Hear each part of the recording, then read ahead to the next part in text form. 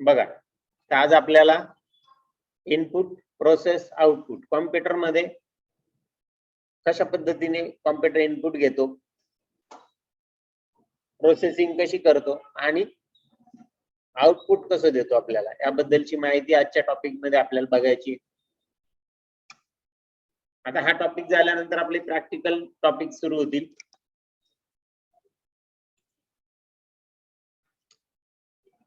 आज काय काय मागील टॉपिक मध्ये आपण काय काय शिकलो होतो, तर कॉम्प्युटर म्हणजे काय, पर्सनल कॉम्प्युटर कोणकोणते असतात जे जास्त वापरले जातात, लॅपटॉप आणि डेस्कटॉप. पर्सनल कॉम्प्युटरचे वेगवेगळे भाग. पर्सनल कॉम्प्युटर मध्ये आपण काय काय वापरतो, कीबोर्ड, माऊस, स्पीकर, हेडफोन, आहे का नाही, हे बघितलं आपण. कॉम्प्युटर सुरू कसा करायचा, सीपीयूच्या मागच्या भागाची माहिती बघितली. मागच्या साईडने आपण कशा पद्धतीने त्याची जोडणी करू शकतो, कुठं काय जोडायचं त्याबद्दलची आपण छोटीशी व्हिडिओ क्लिप बघितली, माहिती बघितली.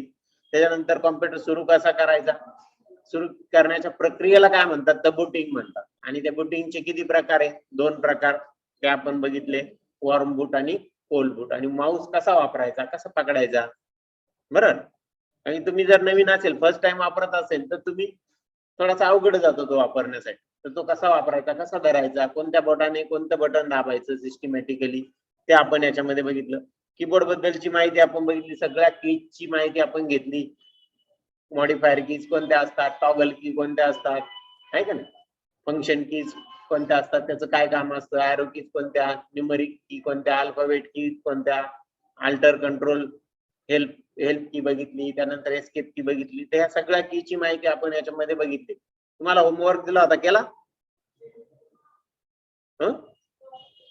मला नाही वाटत केला. बरं, आता ठीक आहे, केला असेल. आता मी तुम्हाला आज एक आणखी याच्या बरोबर एक ऍडिशनल लिंक देणार आहे. एक आणखी 2 लिंक येतील. त्या दुसऱ्या लिंक वर तुम्ही क्लिक करायचं, तुमचं नाव, रजिस्टर नंबर, या सगळ्या गोष्टी टाकायच्या. आणि टाकून झाल्यानंतर पुढे अपलोड बटन येणार.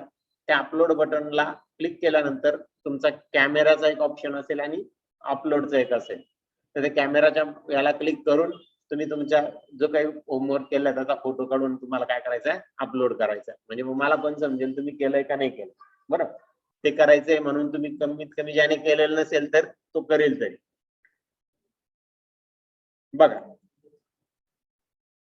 आता आज आपल्याला काय शिकायचंय, तर आज कॉम्प्युटर सिस्टीम, सीपीयू बद्दलची माहिती डिटेल मध्ये बघायची. इनपुट आउटपुट प्रोसेस आपल्याला बघायची. इनपुट डिव्हाइसेस कोणते, आउटपुट डिव्हाइसेस कोणते आहेत ते बघायचे. आणि टायपिंग सॉफ्टवेअर बद्दलची माहिती आपण मागच्या वेळेस घेतलेली, पुन्हा एकदा आपण त्याचा रिव्ह्यू घेऊ. ठीक आहे.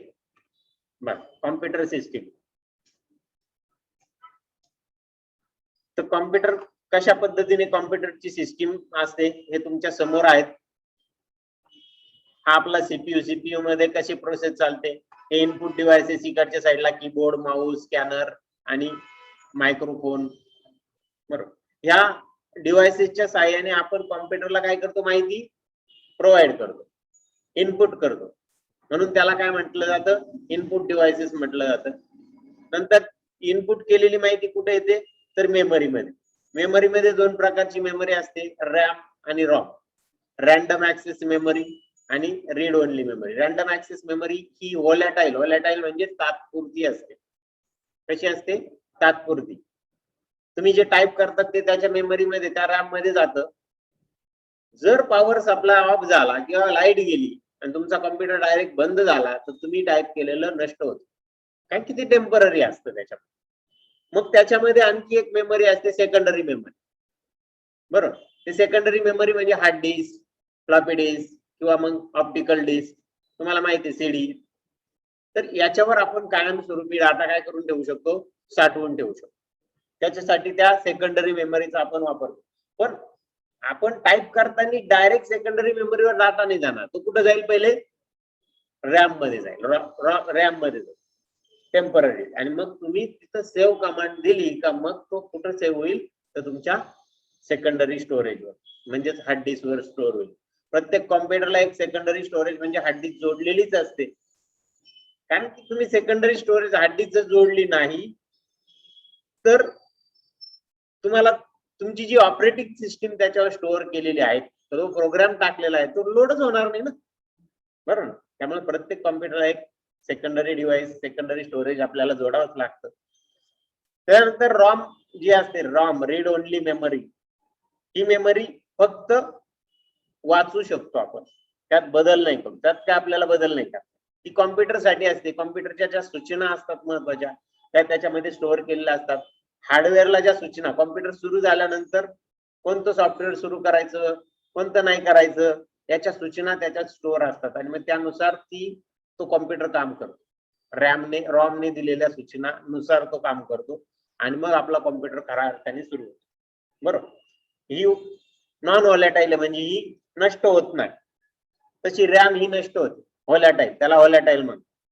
ठीक आहे. नंतर मग आपण जे टाईप करतो ते प्रोसेस होणार मेमरीमध्ये. इथे एक अर्थमॅटिक अँड लॉजिक युनिट असतं.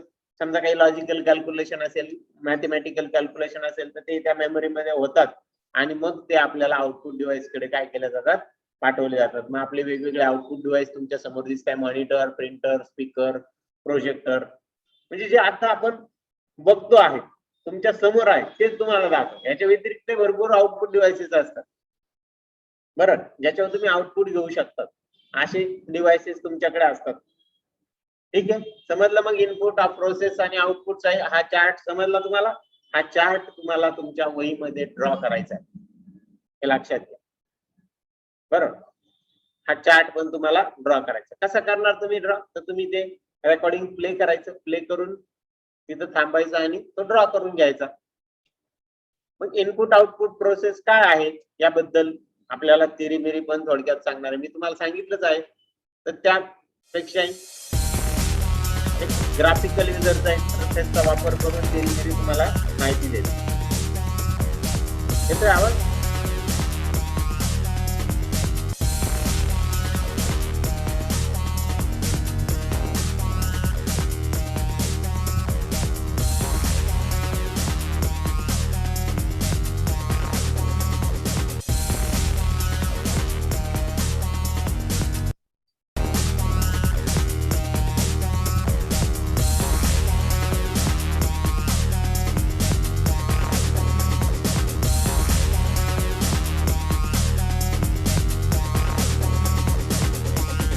क्या हुआ, तुम ऐसे गंभीर क्यों हो? वह उपकरण, वह कंप्यूटर जो सीधे इस्तेमाल करता है, कई सारे काम करता है। फिर क्या ये बात अच्छी नहीं है? मेरा मतलब है मनोरंजन, ज्ञान और संज्ञापन सब एक साथ। इसमें गंभीर होने की क्या बात है? अरे ऐसा नहीं है, मैं सोच रहा था आखिर ये काम कैसे करता है और वो क्या चीज है जिससे ये ऐसे काम करता है। अच्छा, अब समझ में आया। मेरा प्यारा मीरी, जो उसे समझ नहीं आ रहा है वह समझने की कोशिश कर रहा है। दिलचस्प है। शायद तुम सही हो, ये सच में बहुत ही दिलचस्प है। चलो मैं तुम्हें बताता हूँ ये कैसे काम करता है। आओ मेरे साथ रसोई में। रसोई में? अरे मैं कंप्यूटर के बारे में बात कर रहा हूँ। अरे भाई हाँ, तुम आओ तो मेरे साथ। मैं जब भी यहाँ आता हूँ मुझे बहुत भूख लगती है। पहले कंप्यूटर कैसे काम करता है ये जान लो, फिर खा लेना। चलो अब हम मिल्कशेक बनाते हैं। ये हुई ना बात।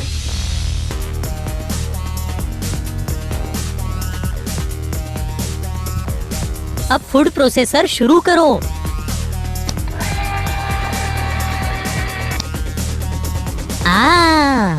ठहरो। अब क्या है? मेरी, हमने अभी क्या किया? तीरी, हमने केले का मिल्कशेक बनाया। पर ये बनाने के लिए हमने क्या किया? क्या तुम ये सवाल सच में पूछ रहे हो तीरी?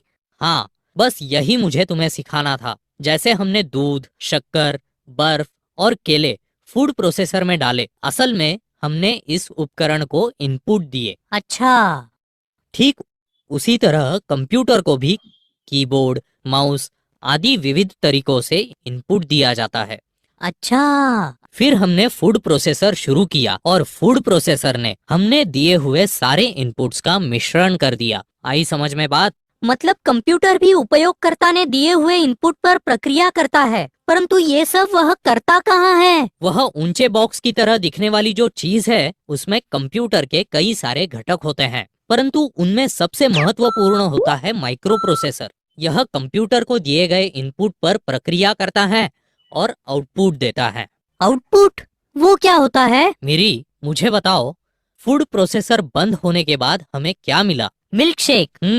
हमने दिए हुए इनपुट पर प्रक्रिया करने के बाद मिल्कशेक फूड प्रोसेसर से निकला हुआ आउटपुट है। अच्छा, अब समझा। तुम्हारे कहने का मतलब है जैसे दूध वगैरह चीजों के इनपुट पर प्रक्रिया करके हमें फूड प्रोसेसर ने मिल्कशेक का आउटपुट दिया, ठीक उसी प्रकार कंप्यूटर भी कीबोर्ड, माउस आदि का इस्तेमाल करने वाले उपयोगकर्ता से इनपुट लेता है, माइक्रो प्रोसेसर में उन इनपुट पर प्रक्रिया करता है, वो सारी चीजें मिलती है जिनके लिए सीड कंप्यूटर का इस्तेमाल करता है। हाँ बिल्कुल। इसका मतलब है स्क्रीन या मॉनिटर, स्पीकर, ये ऐसे उपकरण हैं जो हमें आउटपुट देते हैं और इसीलिए उन्हें आउटपुट उपकरण कहते हैं। कंप्यूटर कैसे काम करता है ये पता चलने के बाद अच्छा महसूस कर रहा हूँ, परंतु इतना सोच सोच के मुझे भूख लग गई है। चलो अब हम वह मिल्कशेक पीते हैं।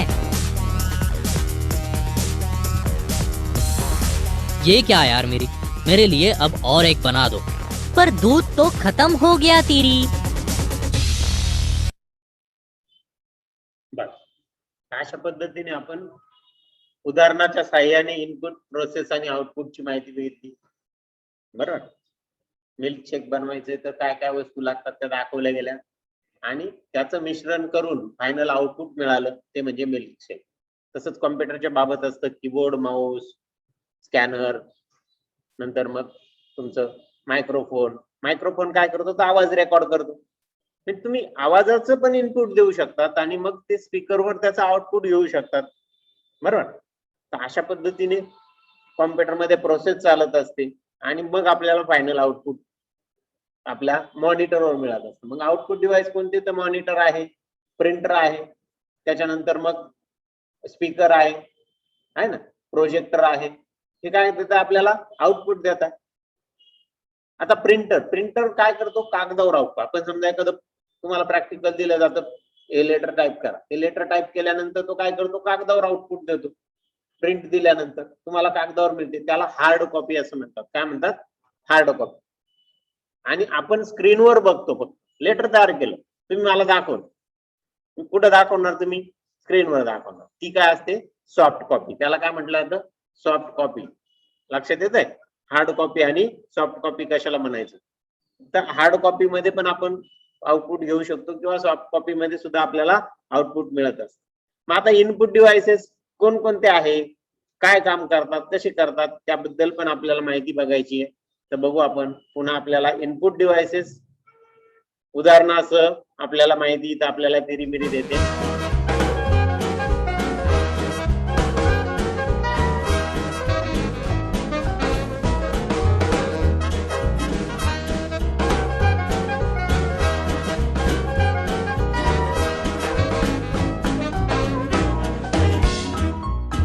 अरे थांबवते मिरी, हे काय करतोयस तू? काय झालं तुला? मी फक्त डान्स प्रॅक्टिस करत होतो आणि मला हे प्रॅक्टिस साठी खूप मस्त वाटतं. अरे याला कीबोर्ड म्हणतात. यावर उड्या मारण्याआधी थांबव. हा बिघडला तर सीडला कळेल की कोणीतरी त्याचा कम्प्युटर वापरतोय ते.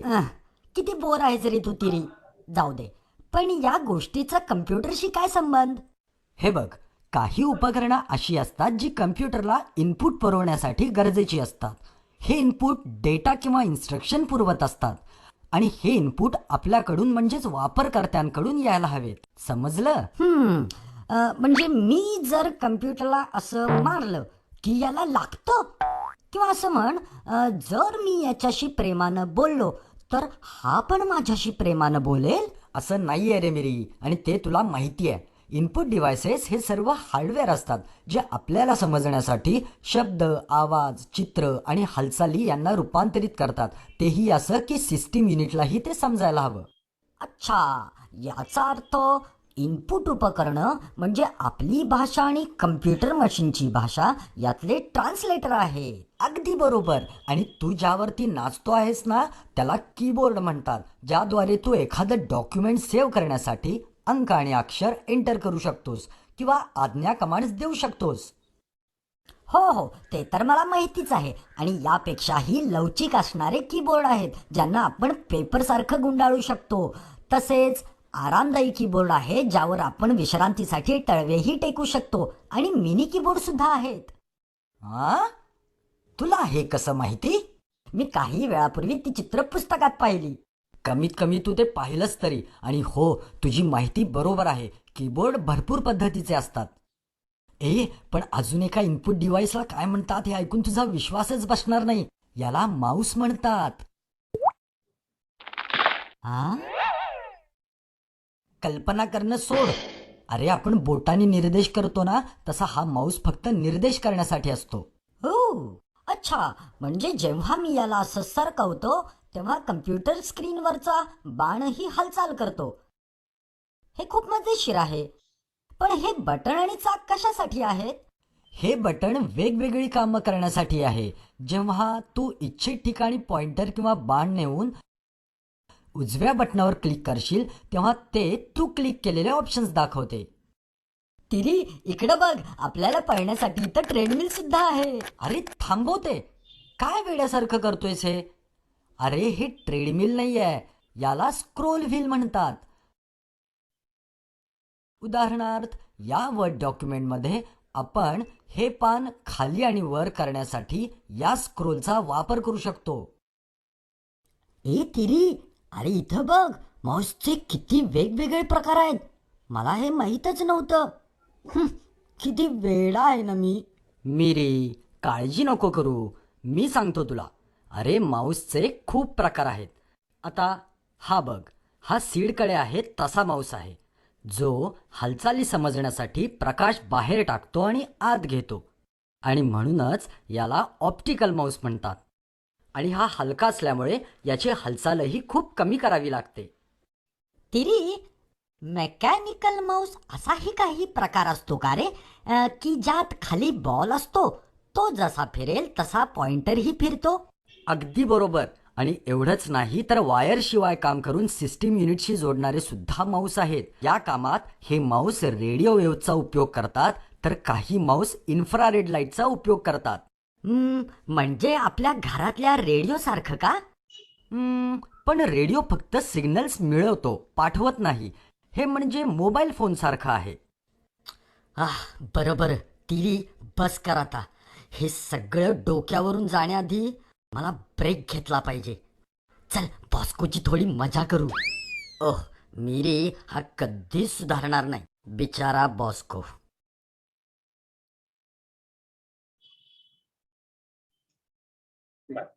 इनपुट डिव्हाइसेस मध्ये डिटेल मध्ये माहिती सांगितली, माऊसचे प्रकार सांगितले तुम्हाला, कीबोर्डचे वेगवेगळे प्रकार दाखवले गेले.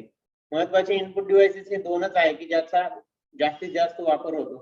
बाकी आपण मायक्रोफोन केव्हा तरी वापरतो, आहे का, किंवा मग स्कॅनरचा उपयोग कधीतरी करतो. आता मोबाईल फोन आल्यामुळे फोटो काढणं किंवा डॉक्युमेंटचं स्कॅन करणं हे खूप सोपं झालंय. त्यामुळे स्कॅनर पण आता जवळपास जास्त वापरलं जात नाही, आहे ना. तर माऊस कोणत्या प्रकारचे असतात? ऑप्टिकल माऊस असतात, मेकॅनिकल माऊस असतात, वायरलेस माऊस असतात. कीबोर्ड पण त्याच पद्धती बघा, या पद्धतीने वायर. हा माऊस आपण मी काम करतो, पण याला कुठेही वायर जोडलेली नाही तो कॉम्प्युटरला, पण त्याच्यासाठी एक डोंगल इथं जोडलेला आहे, बरोबर. ते काय करतं, त्याच्याशी कनेक्शन करून देतो कॉम्प्युटर. अशा पद्धतीने हे माऊसचे वेगवेगळे प्रकार. म्हणजे इनपुट डिव्हाइसेस बद्दल तुम्हाला पूर्ण डिटेल मध्ये. आता आउटपुट डिव्हाइसेस बद्दल पण आपल्याला डिटेल मध्ये माहिती बघायची. ते पण आपल्याला तेरी समजून सांगताय. आउटपुट डिव्हाइसेस कोणते, कोणतं आउटपुट डिव्हाइस काय काम करतं, याच्याबद्दलची माहिती आपल्याला या व्हिडिओ मध्ये आपल्याला बघायला मिळेल. ए मिरी, बघ जरा मी आपल्यासाठी काय आणलंय.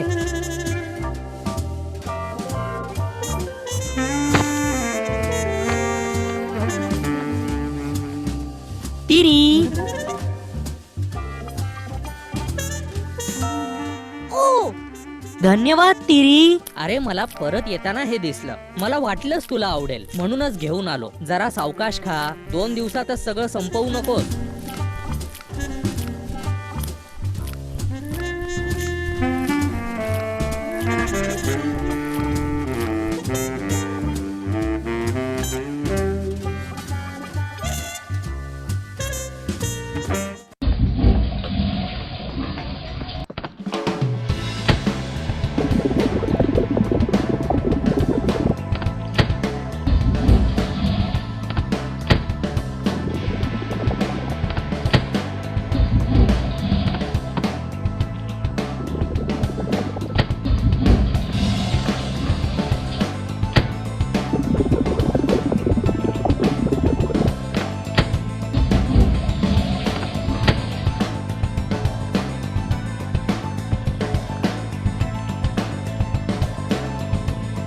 काय झालं रे?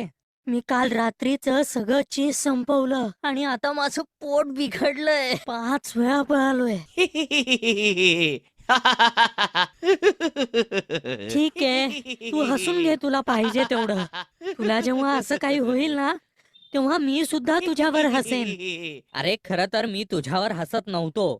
मी तर फक्त योगायोगावर हसत होतो. मी आत्ताच कम्प्युटरशी संबंधित इनपुट आणि आउटपुट डिव्हाइसेस विषयी वाचत होतो आणि मजा बघ, तू सकाळपासून आउटपुटच देतो आहेस. म्हणजे ज्या कम्प्युटरला इनपुट असतात त्याला आउटपुट सुद्धा असतात.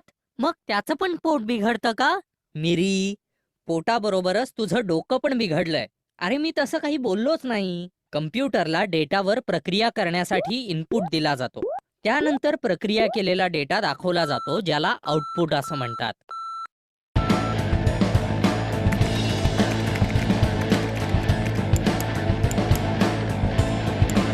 असं होय. पण मग तू कोणत्या आउटपुट डिव्हाइसेस बद्दल बोलत होतास? मला तर इथे कोणतेच आउटपुट डिव्हाइसेस दिसत नाहीयेत. तो बघितलास? अरे तो तर मॉनिटर आहे तिरी. तो आउटपुट डिव्हाइस कसा असू शकेल? विचार कर. ओ, मला समजलं. तो प्रक्रिया केल्यानंतरची माहिती दाखवतो म्हणून तो आउटपुट डिव्हाइस आहे. बरोबर. मग तसे तर स्पीकर्स, प्रिंटर इत्यादी डिव्हाइसेस सुद्धा आउटपुट डिव्हाइसेस होतील ना? हो तर, कारण ते सुद्धा युजर्सनी दिलेल्या डेटावर प्रक्रिया झाल्यावर जी माहिती निर्माण होते तिचा आउटपुट देतात. स्पीकर्स हे आवाजाची निर्मिती करतात, प्रिंटर्स हे त्या माहितीचे कागदावर मुद्रण करतात आणि मॉनिटर्स ताबडतोब ती माहिती प्रत्यक्ष समोर दाखवतात. आता मला कळलं की माझी परिस्थिती कळाल्यावर तू मगाशी इतका का हसत होतास ते. ते खरंच खूप विनोदी होतं हा. तिरी, मी काल दिलेल्या इनपुटवर आणखी प्रक्रिया झाली आहे असं वाटतंय. मी जरा आउटपुट देऊन आलोच पटकन.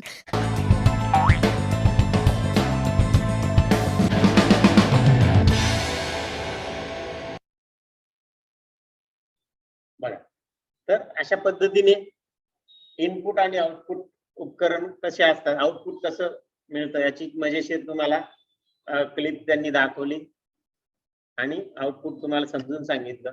आउटपुट कशा कशावर मिळतं, मॉनिटरवर मिळतं, प्रिंटरवर मिळतं. मॉनिटरवर सॉफ्ट कॉपी मध्ये मिळतं, तर प्रिंटरवर हार्ड कॉपी मध्ये मिळतं. स्पीकर मध्ये आवाजाच्या स्वरूपात तुम्हाला मिळतं. जे मायक्रोफोनने तुम्ही रेकॉर्ड कराल ते तुम्हाला आउटपुट कुठे येईल, तर स्पीकरवर तुम्हाला बघायला मिळेल. त्यानंतर स्टोरेज डिव्हाइसेस, मेमरी डिव्हाइसेस.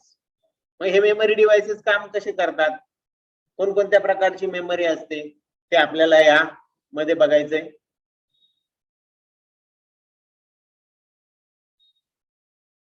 एक मिनिट फक्त. स्टोरेज डिव्हाइसेस आपल्याला बघायचे. मेमरी कशा प्रकारची असते, किती प्रकार असतात मेमरीचे, त्याच्याबद्दलची माहिती आपल्याला इथं या व्हिडिओ मधून, पुढच्या व्हिडिओ मधून आपल्याला तिरीमिरी दाखवणार आहे. बघा, स्टोरेज बद्दलची माहिती आपण याच्यामधून शिकणार आणि मजेशीर पद्धतीने आपण याच्यामधून शिकतोय. हे मीरी, हे बघ मला काय मिळालंय. वा, पिझ्झा फुकट मिळण्याचं कुपन. नाही, परत ओळख. चीज साठी सवलत देणारं कुपन. मीच तो मूर्ख आहे ज्याला वाटलेलं तू खाणं सोडून इतरही कसला तरी विचार करू शकशील. तुला नक्की काय म्हणायचंय? मी म्हणतोय की माझ्या हातात खाण्याशी संबंधित काहीही नाहीये. मग तुला एवढा कसला आनंद झालेला? कारण मला कम्प्युटर्स विषयीची प्रश्नपत्रिका सापडली आहे. कदाचित सीडची असावी. अरे वा, उत्तमच. हा, म्हणजे तू मला आता अभ्यास करण्याबरोबरच परीक्षा पण द्यायला सांगतो आहेस. तर त्यापेक्षा आपण विद्यापीठातच प्रवेश घेऊयात ना, PhD करून टाकूयात. नाटकं करण्यात पहिलाच नंबर असतो तुझा. ठीक आहे, मी देखील तुझ्यासारखा वागतो. मिरी, कृपा कर माझ्यावर. अरे आपण आतापर्यंत काय शिकलो ते बघू ना. माझ्यासाठी कर ना हे. मिरी, ए, पाया पडून काही उपयोग नाही हा. मी ते काही करणार नाहीये. ठीक आहे, एक काम करू. मी तुला सीडनी काल जे नवीन चीज आणलं आहे ना, त्यातला एक तुकडा आणून देईल. मग चालेल. मी 10 पैकी 20 मार्क मिळवणार. हो, चल मग बघूच आता. पण पहिल्यांदा ती वही बंद कर. त्यात नाही बघायचं हा. काही चिंता नाही. मी सगळ्यांविषयी वाचलेलं आहे. विचार. ठीक आहे, मग मला सांग, रॅम हे कसलं संक्षिप्त रूप आहे? Random access memory. बरोबर. आता दुसरा प्रश्न, सेकंडरी स्टोरेज म्हणजे काय?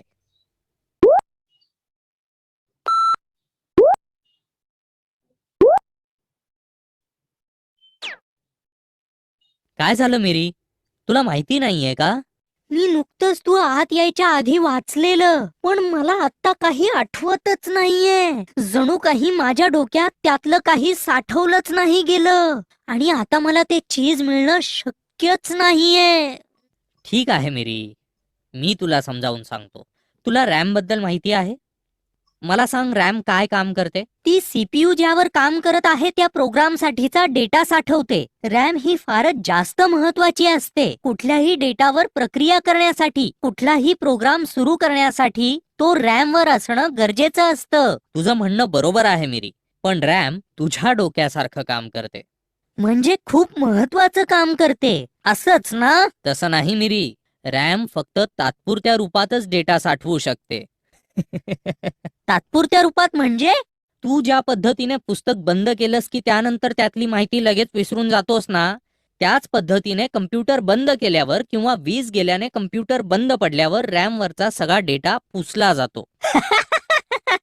म्हणजे कम्प्युटर सुद्धा श्रीयुत दीड शहाणे यांच्यासारखा डेटा कायम स्वरूपात साठवू शकत नाही. तुझी निराशा करताना दुःख वाटतंय. तूच माहिती कायम स्वरूपात साठवू शकत नाहीस. कम्प्युटरच्या बाबतीत बोलायचं झालं, याच कारणाकरिता सेकंडरी स्टोरेजचा वापर केला जातो. याच कारणाकरता सेकंडरी स्टोरेजचा वापर केला जातो. तुला सेकंडरी स्टोरेज बद्दल माहिती हवी आहे की नाही? बरं, ठीक आहे, सांग. सेकंडरी स्टोरेज हे परमनंट स्टोरेज म्हणून देखील ओळखले जातात. याचाच अर्थ असा की त्याच्यावर एकदा साठवलेला डेटा हा कम्प्युटर बंद केल्यानंतर सुद्धा सुरक्षित राहतो. त्यासाठी डेटा नक्की कुठे साठवला जातो? मी आत्ताच तुला सांगितलं ना, सेकंडरी स्टोरेजवर.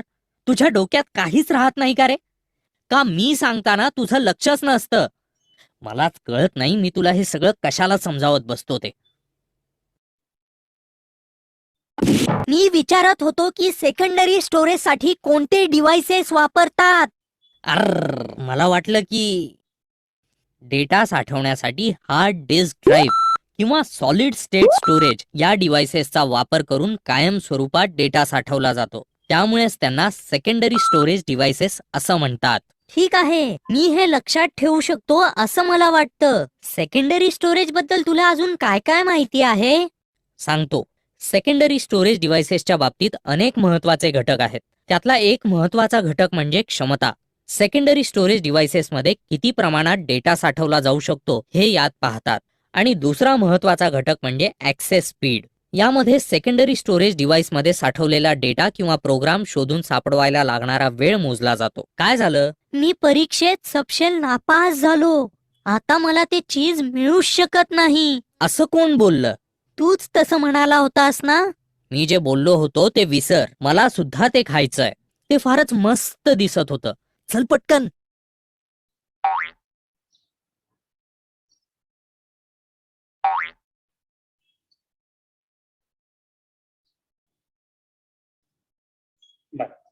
अशा पद्धतीने सेकंडरी स्टोरेज बद्दलची आपल्याला माहिती दिली.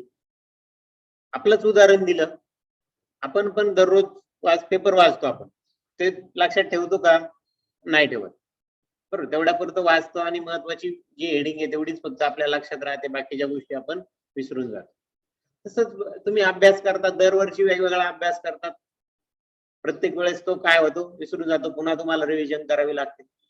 पण कॉम्प्युटरच्या बाबतीत तसं नाहीये. त्याच्याकडे रॅम आहे आपल्या पद्धतीची, आणि मग तो काय करतो? त्या रॅम मध्ये टेम्पररी स्टोअर करतो. पण कायमस्वरूपी स्टोअर करायचे असेल तर त्याला परमनंट स्टोरेज वापरावं लागतं. आणि परमनंट स्टोरेज म्हणजे काय? तर हार्ड डिस्क. आपण हे परमनंट स्टोरेज वापरतो. काय वापरतो आपण? आपण वहीमध्ये नोट डाऊन करून ठेवतो. पेपर करतो का आपण नोट डाऊन? नाही. त्याच्यामुळे तो लक्षात राहणार. पण आपण आपला अभ्यास आपल्या नोटबुक मध्ये नोट डाऊन करून ठेवतो. म्हणजेच आपण पण आपल्या जीवनामध्ये सेकंडरी स्टोरेज वापरतो. कायमस्वरूपी आपण माहिती काय करतो?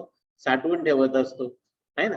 अशा पद्धतीने आपण हे इनपुट, प्रोसेस आणि आउटपुट या सगळ्या गोष्टी आपण आज तेरीमेरीच्या छानशा व्हिडिओने आपण शिकलो.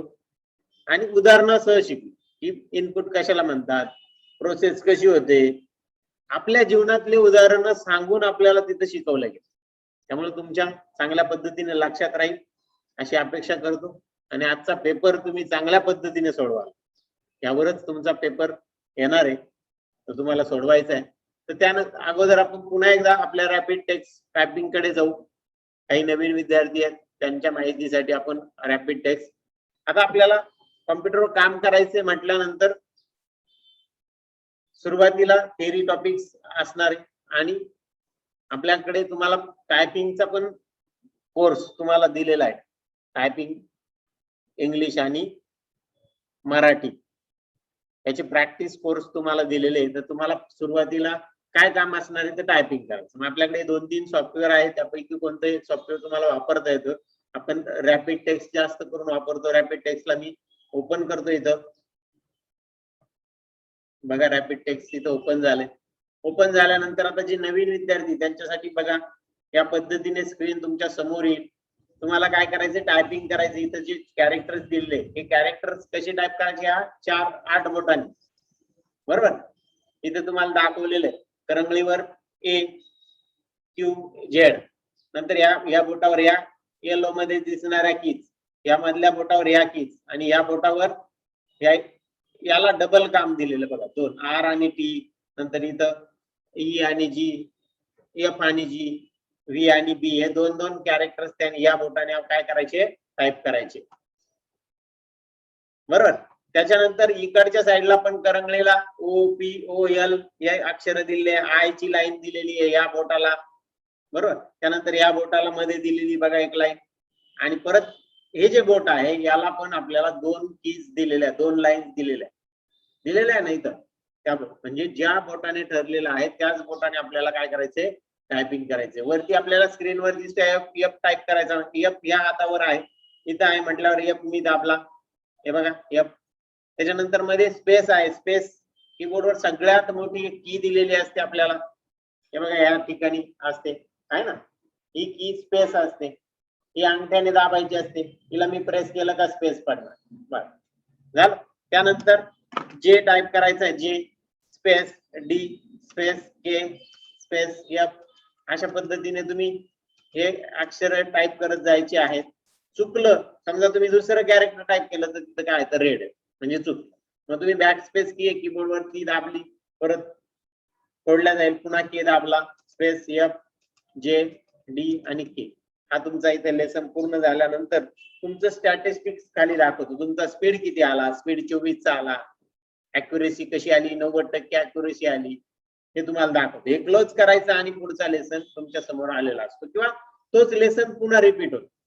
लेसन कुठून निवडायची याच्यामध्ये, तो वरती लेसन आहे बघा, बेसिक लेसन 1. आता तुम्ही ज्या कॉम्प्युटरवर जाऊन बसाल त्या कॉम्प्युटर ऑलरेडी तिथला विद्यार्थी पुढे गेलेला असतो, कुठेतरी 5व्या-7व्या लेसनला असतो. तर तुम्ही पहिले इथून सिलेक्ट बेसिक लेसन मध्ये जायचं, लेसन 1 वर क्लिक करायचं, पहिला लेसन तिथे येईल, तो लेसन तुम्ही सुरू करायचं. तुम्ही वाटलं तुम्हाला झालेले आपले 7वा लेसन, 7व्या लेसनला गेले सी. मग इथं काय होतंय, वेगवेगळे स्पेशल कॅरेक्टरचा पण इथं उपयोग, म्हणजे सगळ्या कीबोर्डवरच्या की बरोबर तो तुमच्याकडून एक एक कॅरेक्टर्स काय करतो, टाईप करून देतो. त्याच्यानंतर याच्यामध्ये या बेसिक लेसन नंतर तुमच्याकडे शिफ्ट कीजच्या म्हणजे शिफ्ट कीचा वापर करून म्हणजे कॅपिटल लेटर्स मध्ये टाईप करण्याचं पण इथे येतं. डिजिटल कीज आहे, डिजिटल कीचे प्रॅक्टिस आहे, म्हणजे नंबरचे प्रॅक्टिकल्स आहे, न्यूमरिक कीपॅडचे प्रॅक्टिस आहे, बरोबर. नंतर मग इंट्रोडक्शन मध्ये मग बिगिनर्स, एक्सपिरियन्स, ऍडव्हान्स, टेस्टिंग, म्हणजे हे लेसन संपल्यानंतर तुम्हाला इकडे यायचं. इकडे येऊन मग तुम्ही बिगिनरचा लेसन घ्यायचा. मग याच्यामध्ये शब्द येतील FFJJ स्पेस FFJJ स्पेस अशा पद्धतीने. मग नंतर बिगिनर्स च्या नंतर इथं एक्सपिरियन्स मध्ये मग तुम्हाला काही वाक्य दिले, शब्द दिले जातील तिथे, ABA space ABA ABA ACT अशा पद्धतीने तुम्हाला काय करायचे, टाईप करत जायचे. एक एक शब्द तुम्हाला टाईप करायचा आहे. बघा मी टाईप करतोय इथं, माझं काही चुकत नाहीये, मी खाली न बघता वरती टाईप करतोय. कारण की माझी प्रॅक्टिस झालेली आहे.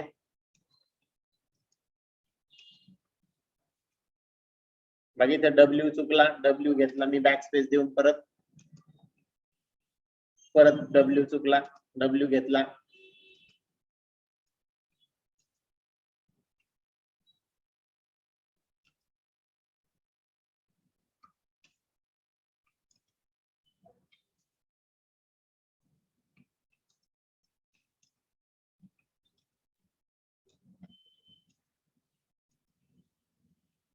तुम्ही किती प्रगती केली आहे त्याचा बार खाली ग्रीन मध्ये दिसत असतो, म्हणजे अजून किती प्रॅक्टिकल्स हे बाकी आहे ते पण तुम्हाला इथं समजत असतं. तुम्ही किती पुढे गेलात आहात. भरपूर मोठा, जसं जसं तुम्ही पुढचे लेसन घेत जाल तसे ते मोठे, सुरुवातीला छोटे छोटे लेसन असणार आणि ते रिपीट पण करायचे. एकदा केला म्हणजे झाली प्रॅक्टिस असं नाही. याच्याने काय होतं, तुमच्या बोटांना ते वळण लागतं. तुमच्या बोटाला आपोआप समजतं आपली की कुठे आहे. मी खाली न बघता टाईप करतोय का, तर मला माहित आहे की कुठे आहे. आपोआप माझं बोट त्या कीवर जात आहे, हे लक्षात घ्या.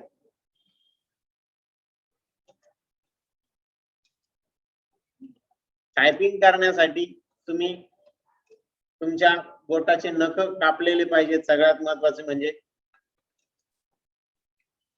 बघ जा. अशा पद्धतीने माझा हा लेसन पूर्ण झाला. तो दाखवतो इथं स्पीड किती पडला, 32 WPM, 32 बरोबर, 30 च्या पुढे. अॅक्युरेसी किती आली, 95%. काही चुकलं होतं माझं मध्ये मध्ये, मग ते आपल्याला इथं दाखवलं जातंय. मी क्लोज करतोय. परत पुढचा लेसन जर बघितला एक्सपिरियन्स नंतर ऍडव्हान्स मध्ये मग तुम्हाला पॅराग्राफ दिलेले आहे, पॅराग्राफ टाईप करायचे. नंतर मग काही टेस्ट दिलेल्या आहे, मग त्या टेस्ट टाईप करायच्यात. अशा पद्धतीने एक एक एक एक लेसन तुम्ही करत चालायचं आहे.